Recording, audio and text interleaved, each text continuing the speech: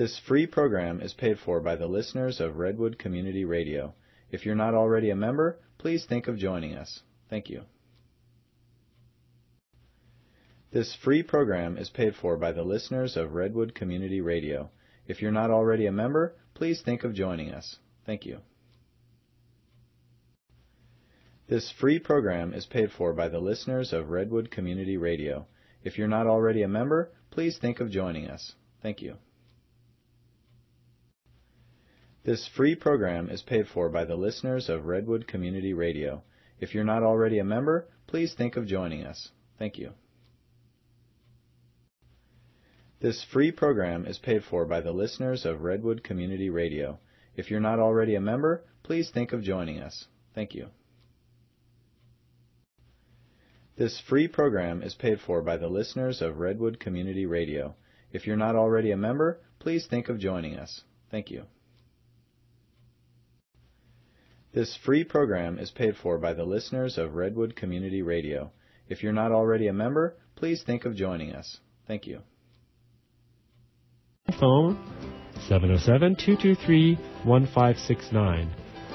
And support for K-Mud comes in part from the Stonery. They're in Garberville. Their second anniversary party is Friday, June 24th, noon to 7 p.m. with grilled all-beef hot dogs and drinks for lunch, cooked by the South Fork Booster Club. Music from 3 to 7 with Trainwreck. There will be all-day-long silent auction and raffles to benefit South Fork High's Booster Club. And without further ado, we're going to bring you our evening's program, Ask Your Herb Doctor.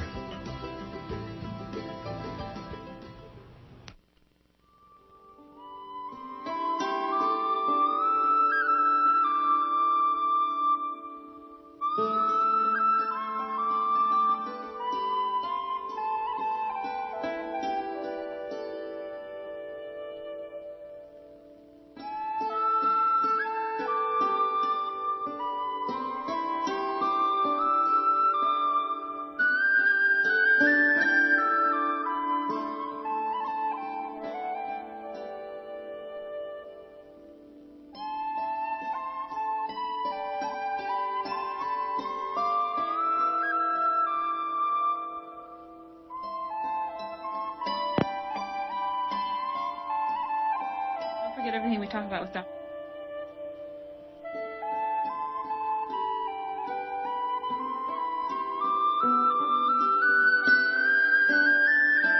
He's waiting.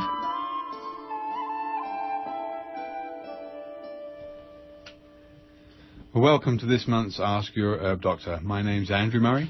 My name's Sarah Johannesson Murray. For those of you who perhaps have never listened to our shows, which run every third Friday of the month from 7 till 8 p.m, we're both licensed medical herbalists who trained in England and graduated there with a degree in herbal medicine. We run a clinic in Garberville where we consult with clients about a wide range of conditions, and we manufacture all our own certified organic herb extracts, which are either grown on our CCOF certified herb farm or which are sourced from other USA Organic certified organic suppliers. So you're listening to Ask Your Herb Doctor, KMUD Garberville 91.1 FM, and from 7:30 until the end of the show at 8 o'clock, you're all invited to call in with any questions, either related or unrelated to this month's topic, a mixed topic of endotoxin, stress and depression, and how the body is affected physiologically. And we're very pleased to have Dr. Raymond Peat join us on the show this evening. And like I said, from 7:30, or in fact, if people want to call a little earlier than that, if they have pressing questions, please do phone up, and Dr. Peat's available with his collective wisdom to answer questions on many different subjects, maybe not just pertinent to this evening's discussion on endotoxin and stress. So Dr. Peat, thank you for joining us again this evening. Yeah, hi. As always, there's people I'm sure who've just tuned in now who've maybe never heard the show and never heard you. So would you be able to let people know your specific interests and your professional academic background?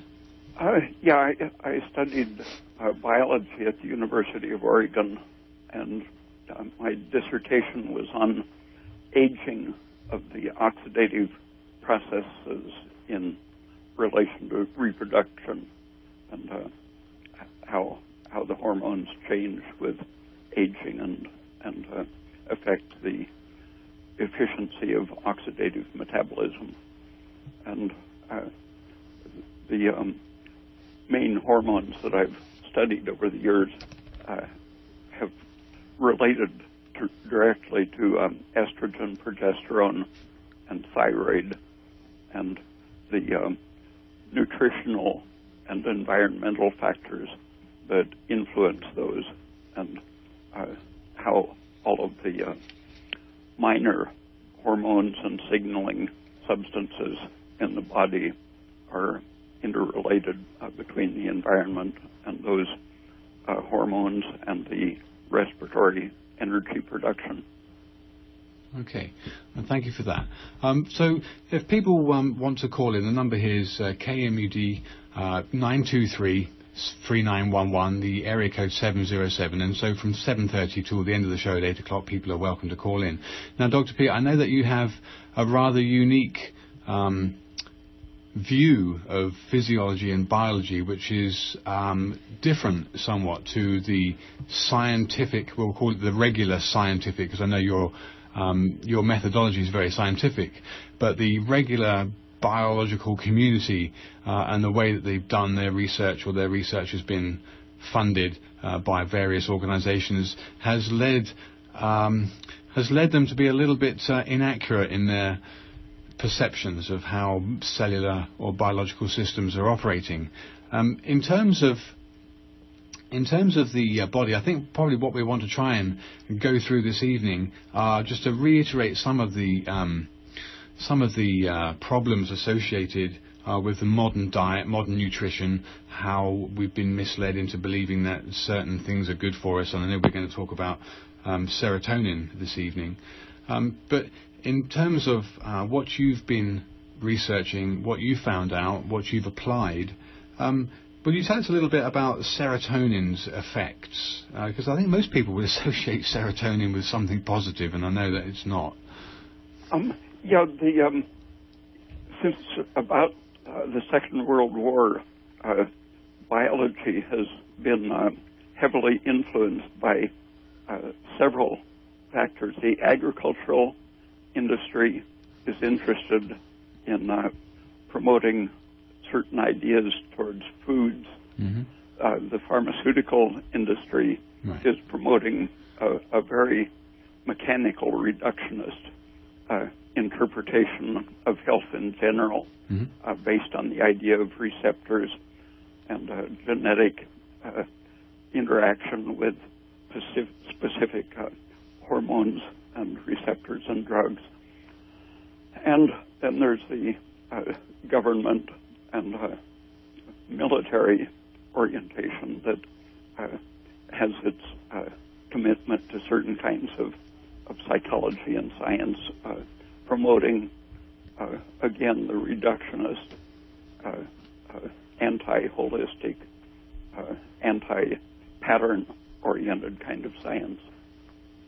So that's why our agricultural USDA recommended daily intake of refined carbohydrates, or breads and pastas and those types of foods. There was 6 to 7 servings per day, and that was the bottom of the triangle. And you can see that they are actually having their effect. In the last 35 years, the consumption of flour and cereals, pasta and so on, has increased by 3%, just as the agriculture department put in their triangle. It should be a fat bottom on the triangle. And so they've influenced, the agriculture area has influenced the government's recommended daily intake, where if you look at diets from 80 to 100 years ago, the grains were not such a major part of the diet. Yeah, and in these last 35 years, while cereals and fats have increased, cereals are up 3%, fats are up 7%. During that time, meat, eggs, and dairy have decreased 3%, and added sugar has even decreased 1% in these 35 years. And where many people think that nutrition research should be exploratory, looking for new ways that foods interact with the newly discovered biological possibilities. The financing is heavily towards industrial food products as nutrients rather than exploring, for example, the thousands of fruits and vegetables that grow in the tropics.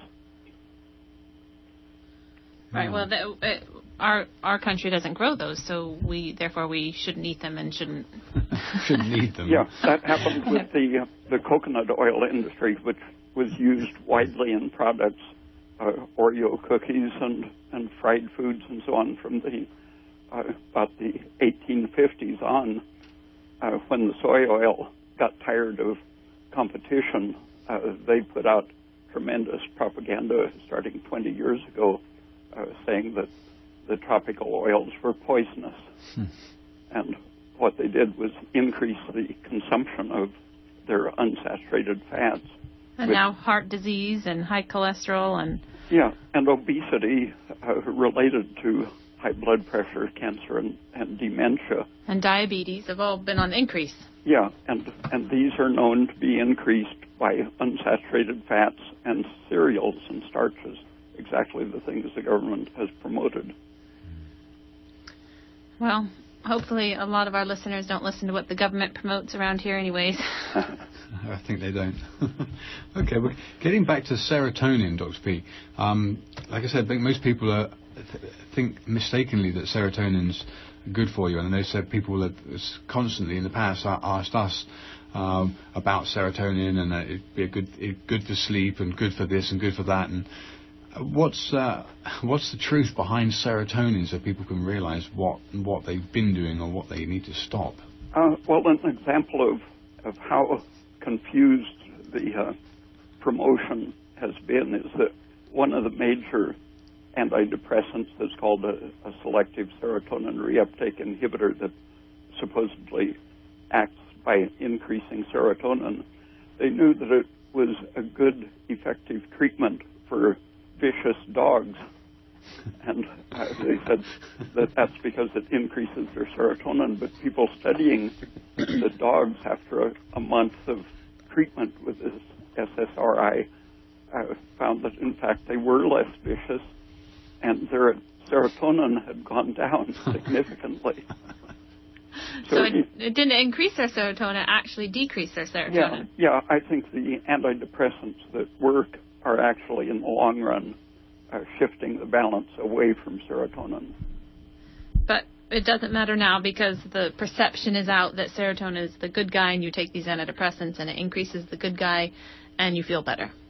Yeah, where there, over the last 40 years, there have been many papers published showing that starting back with the LSD research, they saw that LSD counteracted the effects of serotonin on smooth muscle, and then finally they showed an antagonistic effect where it inhibits the serotonin nerves in the brain.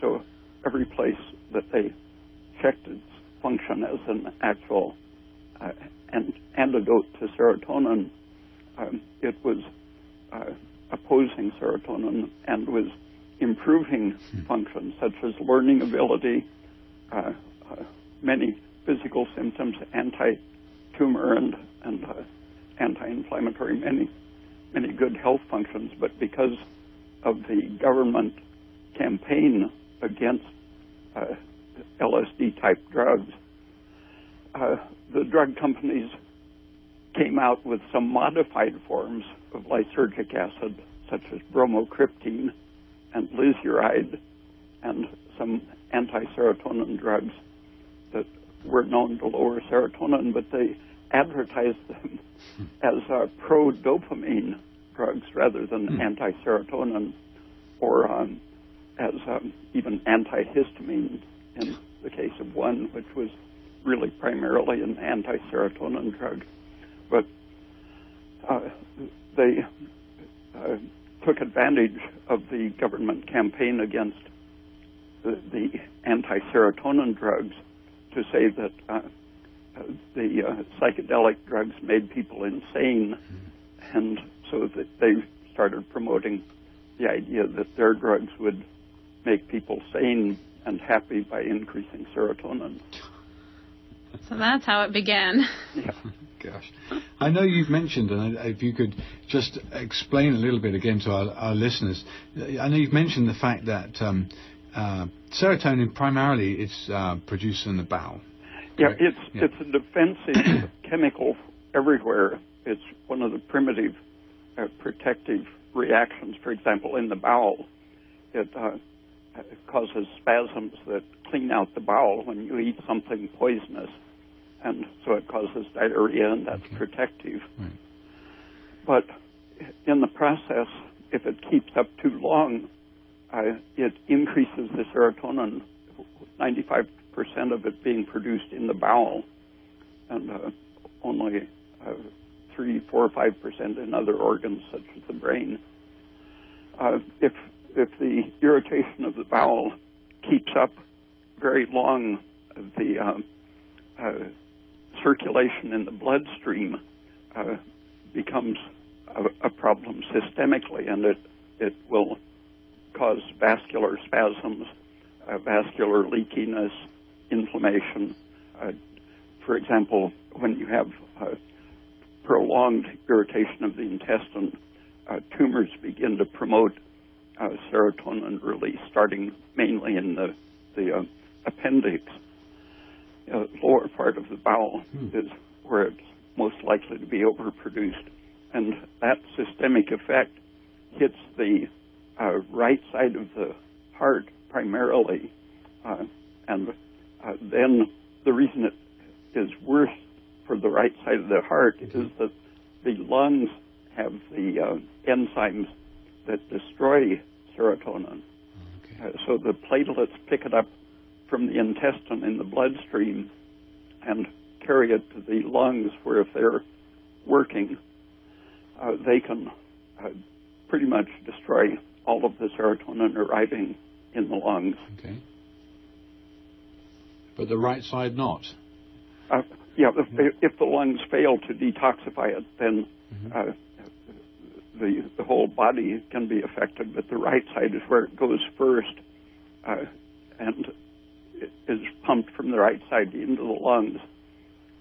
So the right side gets it in its crude form, and then the rest of the body, if your lungs are efficient, the rest of the body has a much lower level. So what symptoms would somebody experience if they do have elevated serotonin leaking from their intestines and then going and acting on the right side of the heart before the lungs inactivated it?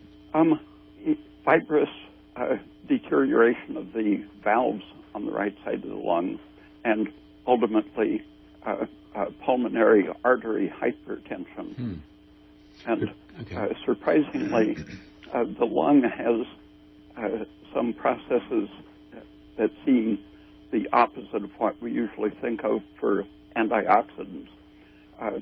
Peroxide formed in the lungs by basically what seems to be a toxic oxygen reaction. Peroxide helps to destroy the serotonin in the lungs, so it has a very specific use of free radicals, and that seems to be how negatively ionized air helps to relieve asthma and many physiological problems and improves mood, because it helps to destroy serotonin in the lungs.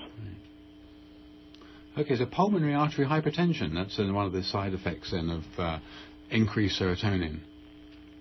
That's where it got its name, is from toning up the circulatory system. Yeah. Huh. Okay. Well, we want to talk about different foods and things you can do to try to decrease the bowel's production of serotonin, but... Okay, well, you're listening to Ask Your Herb Doctor on KMUD Garberville 91.1 FM. And from any time, really, from now until the end of the show at 8 o'clock, people are encouraged to call in with any questions they may have. Dr. Raymond Peat's with us today, and he's talking about serotonin, dietary changes, endotoxin production, and stress, and how the medical establishment perhaps have had research done that's skewed, if you like, to mention the word skewed, in the direction of the funding party. So the number here, if you live in the area, is 923-3911, or if you live outside the number here, it's 1-800-KMUD-RAD. Okay, so Dr. Peat, you were mentioning the effects of serotonin, and specifically you mentioned the pulmonary artery hypertension.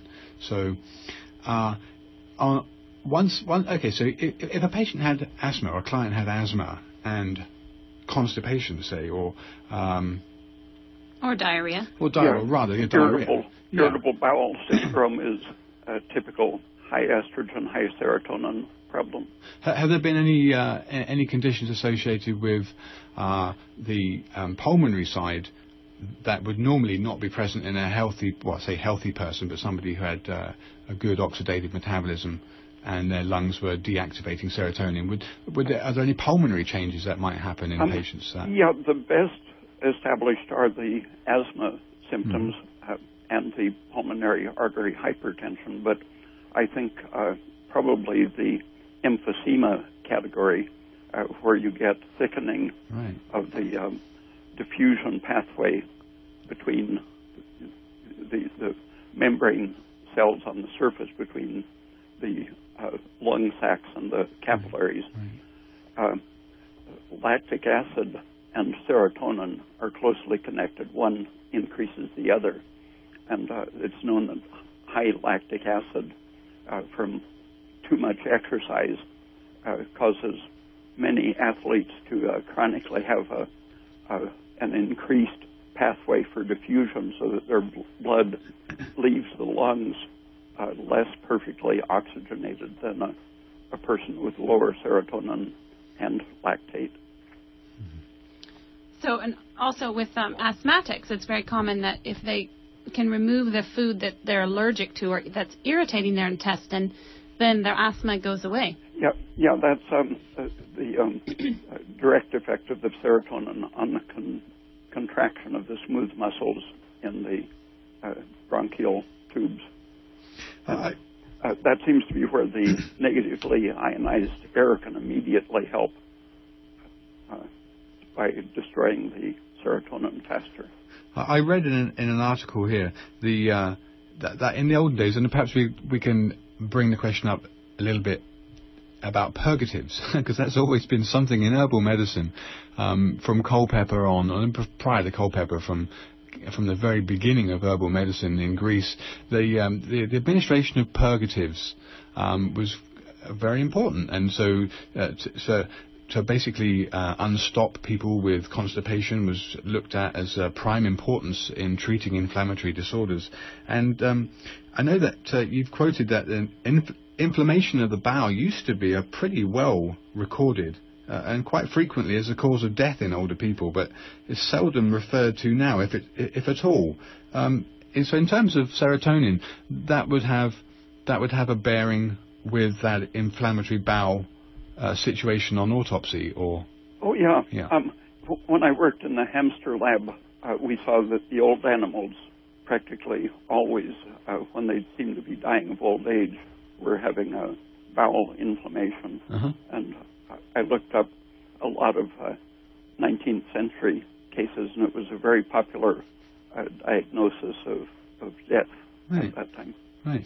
Well, and it's also interesting in our herbal pharmacopoeias, I'd say definitely over 50% of the herbs that have been traditionally used and, passed down, and the information on what conditions to use them for, are either laxatives or purgatives or cholagogues that work on the liver, or just herbs that help to restore normal bowel function. A lot of the herbs that are in the pharmacopoeias are purgatives, are directed at the bowel and treating that. And that was, traditionally a very, very important place, because that's where we interact with our environment. Right. So how important do you see bowel health to general systemic health? Probably it's the central thing that everyone should think about more, because the connection can be traced pretty directly to Alzheimer's disease and other dementias, and liver disease, heart disease, arthritis. They've known for many years that various types of arthritis are alleviated by prolonged fasting because of relief of the inflammation in the intestine when a person just stops eating for a while. But the laxatives and purgatives are really the more practical, ongoing way to prevent that chronic inflammation. Starches and indigestible fibers have been tested on various animals, from horses to rats, and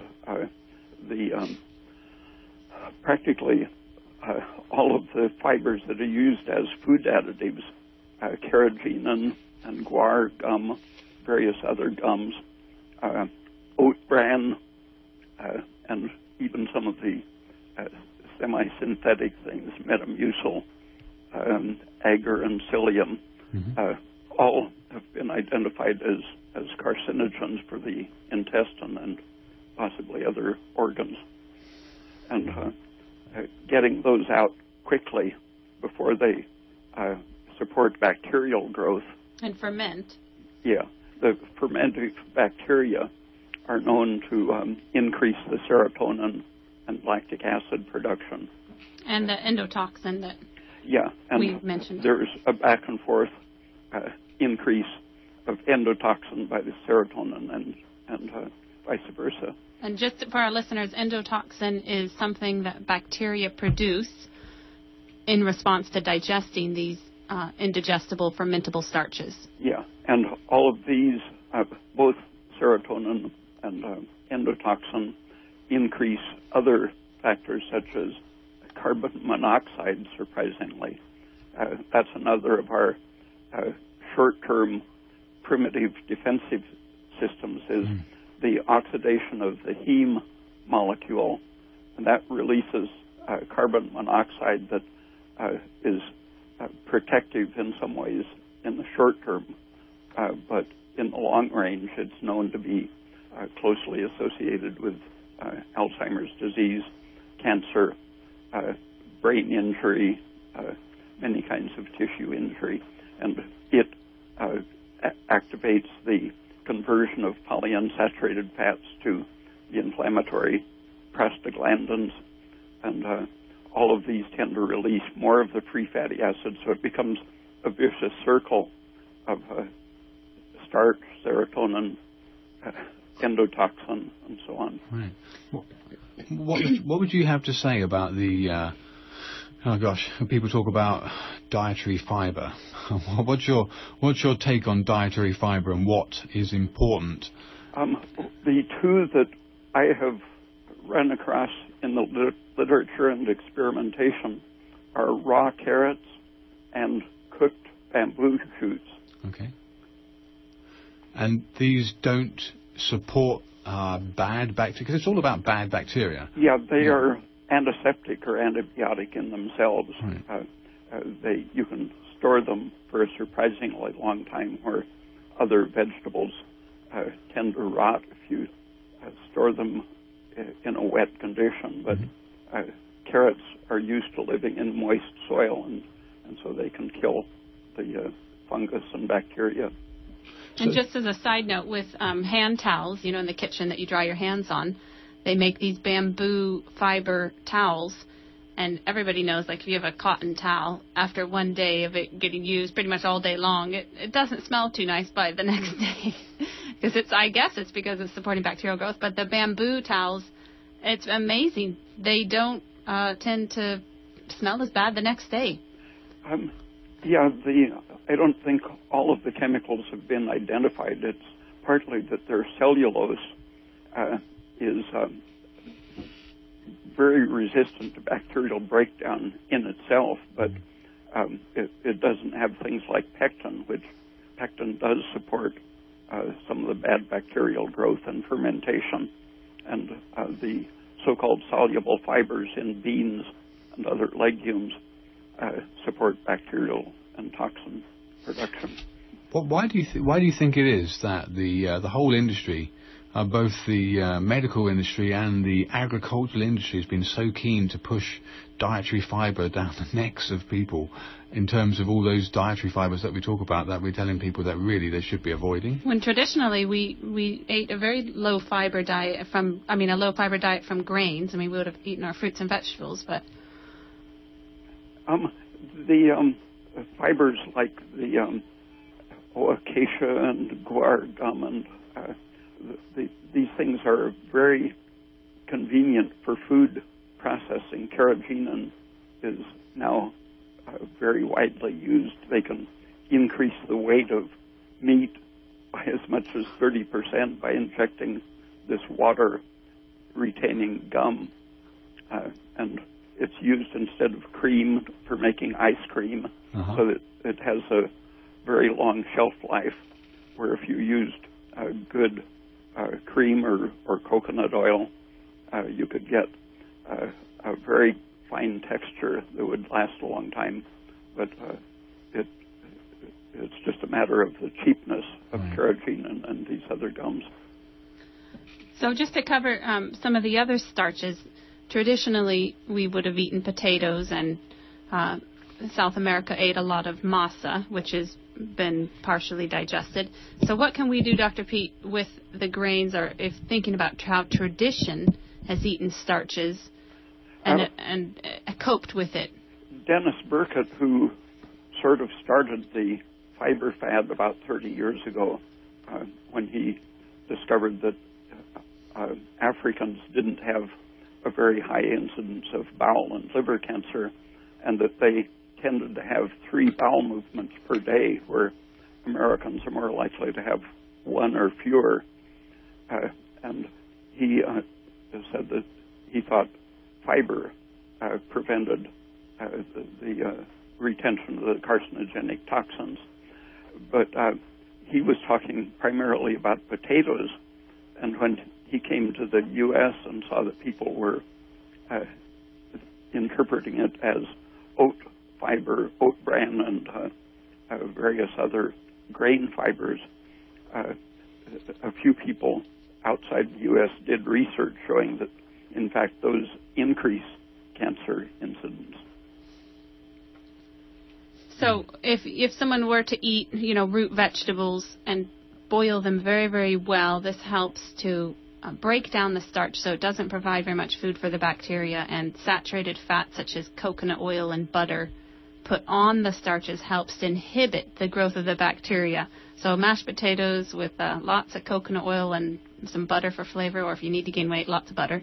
Yeah, and it happens that phosphate, which you get in the grains, this might really be a part of why the fiber is carcinogenic from grains, because seeds and grains and nuts are so rich in phosphorus, and phosphate stimulates the breakdown of these soluble or indigestible fibers by bacteria, and calcium blocks that phospholysis of the fibers by bacteria, and so a high calcium, low phosphate diet goes with saturated fats in suppressing the toxic effects of the starches. And what about fermenting grains, like traditional sourdough bread? Yeah, that digests it. The longer it digests, the more it turns into a sprout. And the sprout is basically a little sugar and mostly proteins and water, where the starch is mostly indigestible proteins and starches with a high phosphate content. While we're talking about phosphorus and calcium, I was looking on the web today doing a little bit of preparation for today, and I couldn't believe an article written by not a research professor. They were a medical doctor, but they were specialising in a certain area, and they seemed to have an air of credibility about them. But they were really putting down the need for calcium and also reducing the need or the international units for vitamin D. I think they were only quoting about 400 IU or 4 to 600 IU for vitamin D, when I know we've heard and you've mentioned 2 to 4 to 6,000 IUs of vitamin D. And the calcium intake, they were trying to say that actually more is not better, when I think most people's intake of calcium is fairly low given the traditional sources. And I know that you would defend the increase in dietary calcium as being very or anti-inflammatory, being very quelling. Yeah, I was thinking about the diet traditionally of the Maasai and related tribes in the high altitudes of Africa, and they, at least for half the year when the cows are producing milk, often drink 5 to 10 liters of milk a day. It isn't exceptional, and so they're getting 5,000 milligrams of calcium and more very often, and they don't suffer from the usual degenerative diseases. I think this doctor, sorry to interrupt you, I think this doctor was talking about, the problems of calcification, of, it's higher, when you have a high calcium diet, the chances of getting calcified, arteries, etc. Well, that's something way back in 1940s and 50s. Adele Davis reviewed it in her books that doctors consistently get it wrong. They think mechanically that if you eat more calcium, you're going to calcify your kidneys and arteries.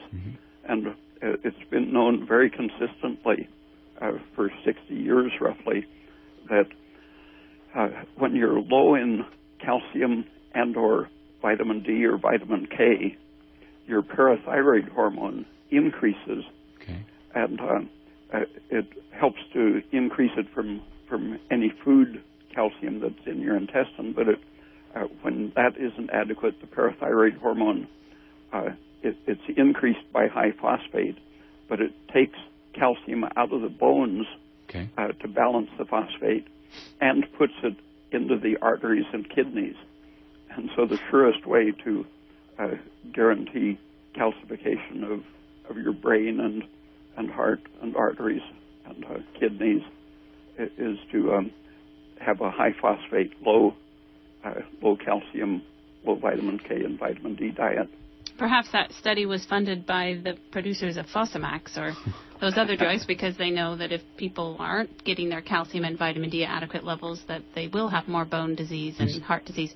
And some of the biggest, we have a caller on the line, but very quickly, some of the biggest source of dietary phosphorus is legumes, isn't it? Beans and peas? Yeah. Yeah. Okay, so we have a caller on the line, so you're on the air? Hi, yes, and for just that reason, I've always just chosen to intake in moderation, because what kills you one week is the fountain of youth the next week, it seems, from these studies.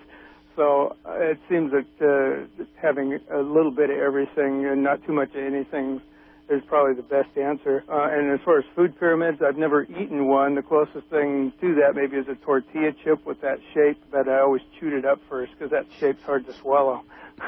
My questions are about serotonin. I always learn a lot from you, Dr. Peat, and I was always under the impression that serotonin was mainly a brain chemical. But since you mentioned its effect on the digestive system, I'm wondering what the counteraction or interaction of melatonin would be in comparison to serotonin. And also, is alcohol considered an endotoxin? And what foods may actually cause alcohol to be created within the gut? I've heard that people can actually get somewhat intoxicated from alcohol by eating certain foods which ferment within the gut. Especially good to know since there's a DUI checkpoint in Humboldt County somewhere this weekend. And I'll take your response off the air. Thanks for the program. Okay, thank you for your call. Okay, so what part of the questions do we want to go for?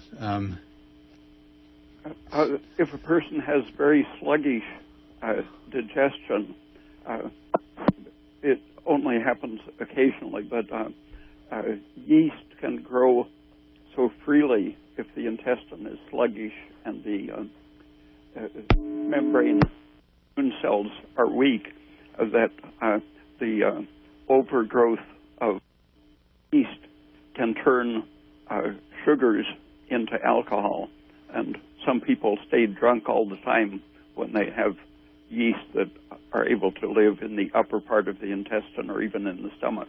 So then with those people, if they drank alcohol, would they feel even more drunk quickly? Yeah. Because they already have a baseline level? Sorry. Yeah, and that tends to increase the carbon monoxide. That's the toxic part of it. The alcohol itself, in those small amounts, chronically, they might be mildly drunk, but that isn't probably as harmful as the fact that carbon monoxide is increased by the alcohol. That's one of the problems with drinking any sort of alcohol chronically. It tends to push up carbon monoxide production.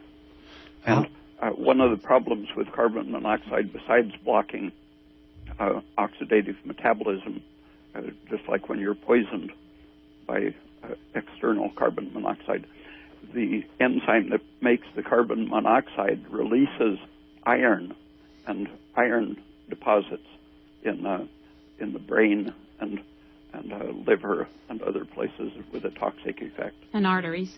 Yeah. So how about the connection between serotonin and melatonin? I know he asked that as his first question. It's clear for a long time that the pineal gland is converting serotonin to melatonin, and it's activated by adrenaline during stress. Mm-hmm. And so it's generally seen to have this reaction to adrenaline, and it has opposite effects from serotonin. So I think of it even in the brain as a detoxifying system against serotonin. And people studying rheumatoid arthritis and heart disease see the same, and I think breast cancer was another area where you see the enzyme that is able to convert serotonin into melatonin. So it's probably defensive against these inflammatory, carcinogenic and degenerative effects of serotonin. Yeah. Would you consider that it would be useful to supplement with melatonin? I think it has its anti-inflammatory effects, but I think it's much better to work at the other end.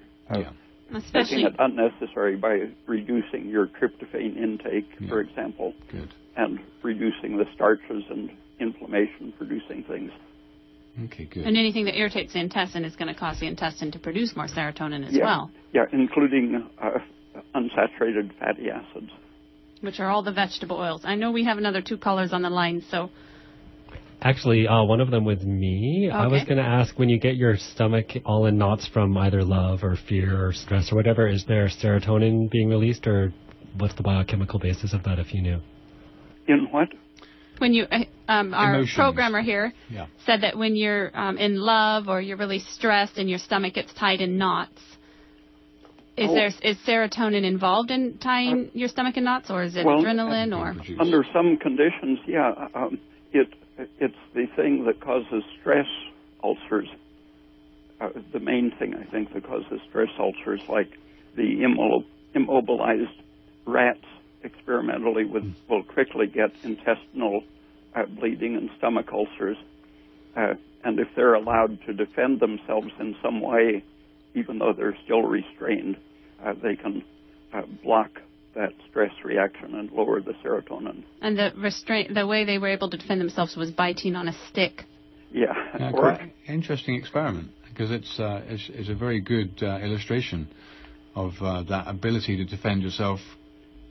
Yeah, I think of that as analogous to the 2 types of muscle exercise. The concentric so-called exercise, where you're basically walking uphill and shortening the muscles under force, and eccentric, where your muscles are stretching against the attempt to contract them, like walking downhill, it makes your muscles sore. And I think of the ability to bite the stick as the same as doing concentric exercise. Yeah. They've shown that old people with very damaged mitochondria in their muscles, 2 or 3 weeks of doing concentric exercises, only shortening the muscles under resistance, that they can repair or create new functional mitochondria in their muscles. Wow. And I think that same sort of thing happens in the nervous system when you can do something protective or constructive. Now, I wonder, just on a side note, would that the anabolic exercise of perhaps curling dumbbells? I mean, that would be a concentric. Yeah, mostly. Yeah. So other weightlifting exercises that when you're stationary. Yeah, the machines they have machines that will let you put force while shortening your muscles, and then let you relax as the arm or leg goes back into position. Yeah, because these don't destroy the muscle fibers so much as the eccentric. Okay, I think there's 2 more callers on the line, so let's take the next caller. Oh, hello, is that me? Yes, you're on the air. Hello? Hello? Hi, Is that me? Yes, you're on the air. You're on the air. Okay, I was driving, so I couldn't call when you were talking about wheat and people, having so much refined grains and so on. I'm an old guy, and I was on the farm in the 30s and 40s. And the wheats that were grown then, well, the wheat that's grown now by big agribusiness since World War II, particularly in the 70s, 80s, and 90s, has almost 90% more gluten, which is a lectin. Lectin, I don't know how to say it.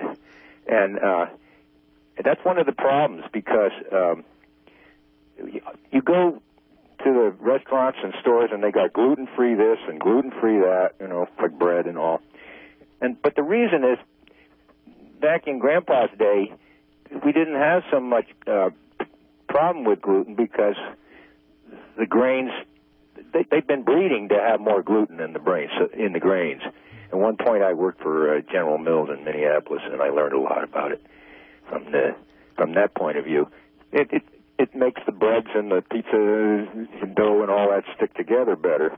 But I think the doctor knows what I mean when I'm talking about the lectins or lectins, which are a plant protein, which protect the plant, the seed of the plant.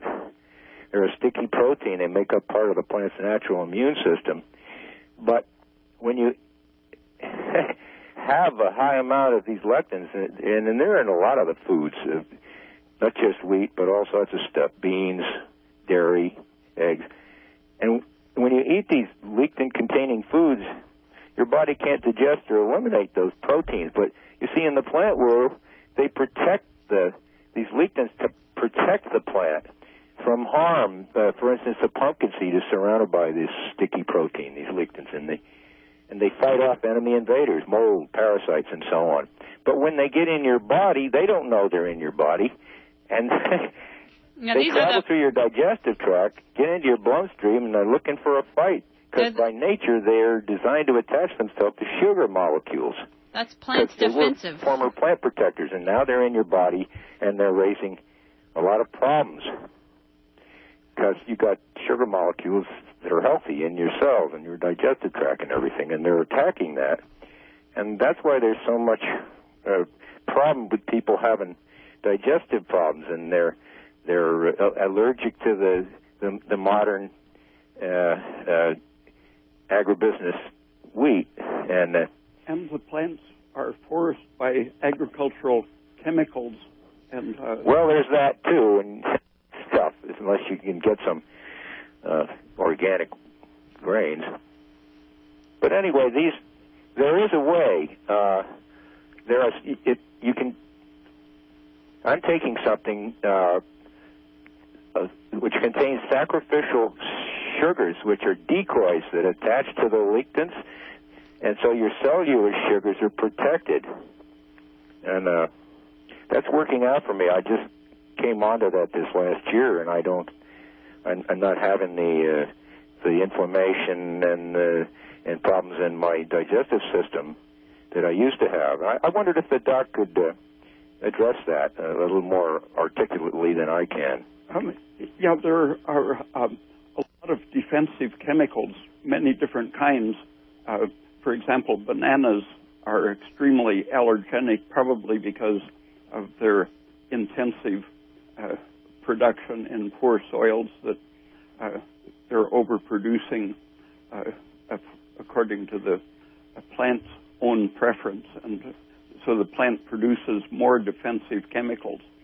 And even the polyunsaturated fats in seeds are known to have a specific effect against digestive enzymes and add to the absorption of the lectins and more specific immune disrupting chemicals. But ordinary sugars, sucrose, for example, has a tremendously protective effect in resisting all of these inflammation-producing factors, from polyunsaturated fats to the allergens and gluten-type chemicals.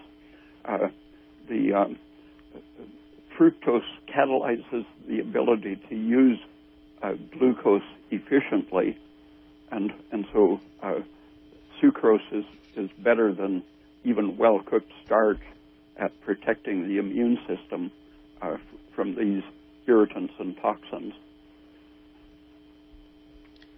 So, are you still there, caller? No, okay. I don't think so. So I hope that answered his question. I think he's taking a supplement of some type of sugar that is helping. Sacrificial sugar, didn't he? So. Yeah, that's helping to block the lectin. So I guess that explains that. And we did have a caller who called in to say that swing sets for adults were their health tip for the evening.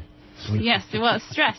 Going back to Yeah, that's a good point. the stress, a way to block stress and how that affects your health so positively. Was that the end of the callers? Okay, fine. Dr. Peat, stress. That's probably a good point to pick up on.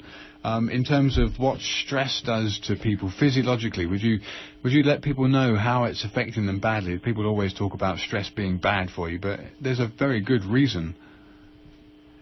The only mistake that I think Hans Selye made in all of his work on stress, he in some places talked about a limited ability to adapt to stress because we are born with a certain amount of adaptive energy or stress-resistant energy. But I don't think there is such a thing as adaptive energy. I think it's such things as sugar, sucrose, and fructose, which let us deal with these menacing things such as serotonin, starches, indigestible fibers, various plant irritants. The sugars are directly oxidized to energy and inhibit the interfering substances such as oxidizing unsaturated fats. And I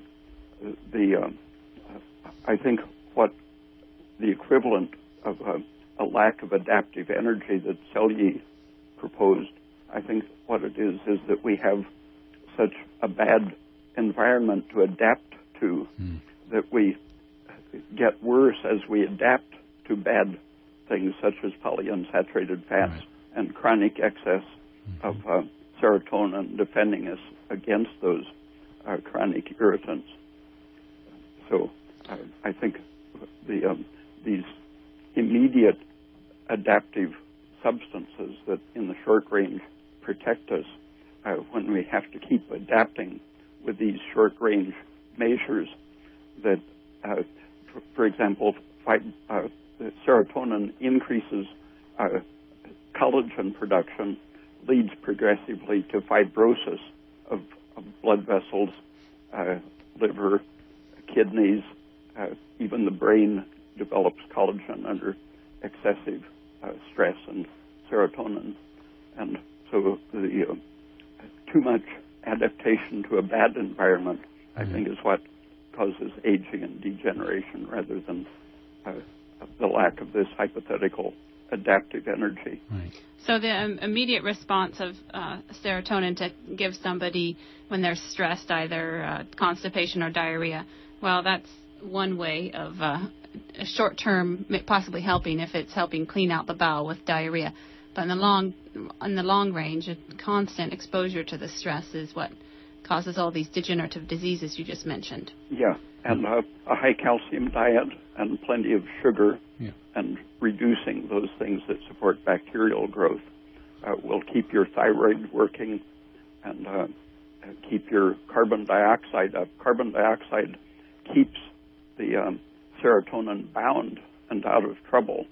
And so when you're stressed and make lactic acid, that displaces the carbon dioxide and activates the release of serotonin. And when you're stressed, you hyperventilate more easily, and then you blow off more CO2, so you even have less protection. Okay, I know. I don't mean to cut you short, Dr. Peat. I know there's one more caller who wants to get his question in, and I know we've got 5.5 minutes here before we're off the air, and I want to make sure that I get enough time to let people know where they can find out more information about you. So let's take the next caller, and let's try to keep this down to about 3.5 minutes or 4 minutes at the most. You're on the air? Hello. Yeah, I've my first depression hit in 1964, and they didn't know anything about depression back then. They put me on Elavil, which didn't do a thing. And then we tried megavitamin therapy, and that did nothing either. And this happened 6 months after I took some very potent Sandoz LSD. And a lot of it was just the shock of realizing that everything in my life was false. And subsequently, I went through a divorce and terminated my employment, split up with my family, a lot of trauma. And if people haven't experienced a major depression, they just can't understand. Like, I'm balanced now. I'm taking venlafaxine. And that presents problems because I have prostatitis, and that irritates the prostate, so I'm also taking, I think it's an alpha blocker that helps deal with that.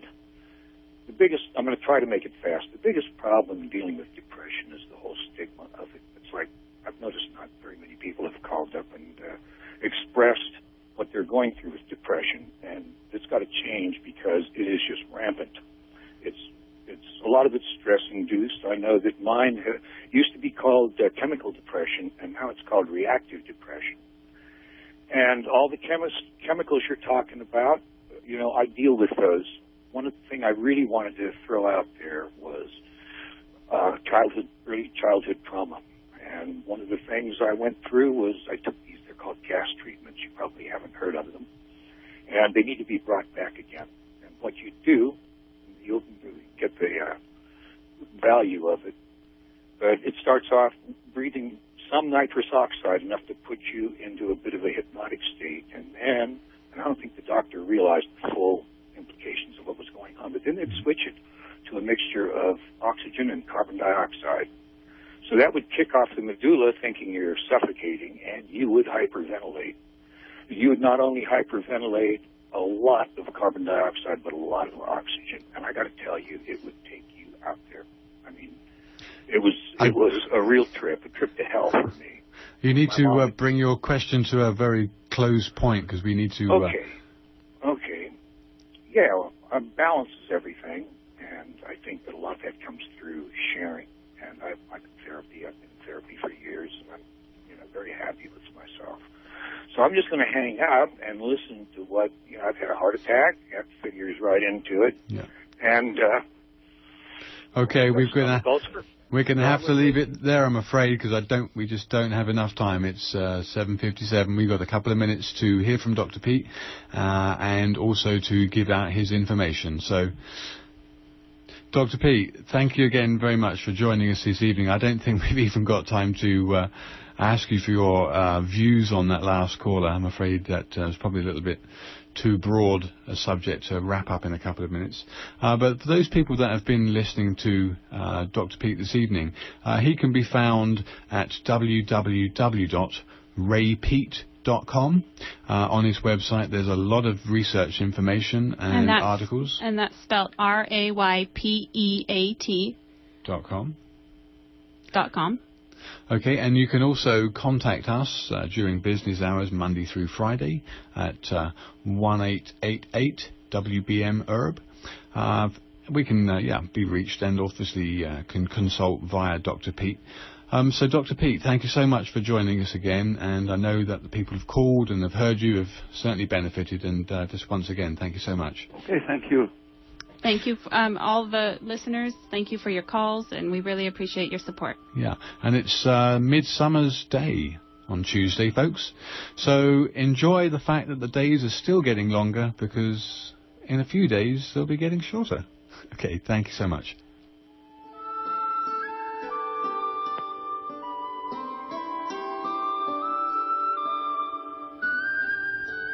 And support for KMUD comes in part from the Stonery in Garberville. Their second anniversary party is Friday, June 24th from noon till 7 p.m. with grilled all-beef hot dogs and drinks for lunch, cooked by the South Fork Booster Club. Music from 3 to 7 with Trainwrecked. There will be an all-day-long silent auction and raffles to benefit the South Fork High School's Booster Club. And support for KMUD comes in part from Golden Dragon Medicinal Syrup, an anti-inflammatory, antifungal, antibacterial, antioxidant medicine made without heat or ice. Golden Dragon Medicinal Syrup is organic, edible, topical. Please remember that this program is supported by the listener members of Redwood Community Radio. If you like what you hear, please consider becoming a member of KMUD or renewing if you've already joined. A regular yearly membership is $50, but we accept any amount. Help us keep free speech alive. Please remember that this program is supported by the listener members of Redwood Community Radio. If you like what you hear, please consider becoming a member of KMUD or renewing if you've already joined. A regular yearly membership is $50, but we accept any amount. Help us keep free speech alive. Please remember that this program is supported by the listener members of Redwood Community Radio. If you like what you hear, please consider becoming a member of KMUD or renewing if you've already joined. A regular yearly membership is $50, but we accept any amount. Help us keep free speech alive. Please remember that this program is supported by the listener members of Redwood Community Radio. If you like what you hear, please consider becoming a member of KMUD or renewing if you've already joined. A regular yearly membership is $50, but we accept any amount. Help us keep free speech alive. Please remember that this program is supported by the listener members of Redwood Community Radio. If you like what you hear, please consider becoming a member of KMUD or renewing if you've already joined. A regular yearly membership is $50, but we accept any amount. Help us keep free speech alive. Please remember that this program is supported by the listener members of Redwood Community Radio. If you like what you hear, please consider becoming a member of KMUD or renewing if you've already joined. A regular yearly membership is $50, but we accept any amount. Help us keep free speech alive. Please remember that this program is supported by the listener members of Redwood Community Radio. If you like what you hear, please consider becoming a member of KMUD or renewing if you've already joined. A regular yearly membership is $50, but we accept any amount. Help us keep free speech alive.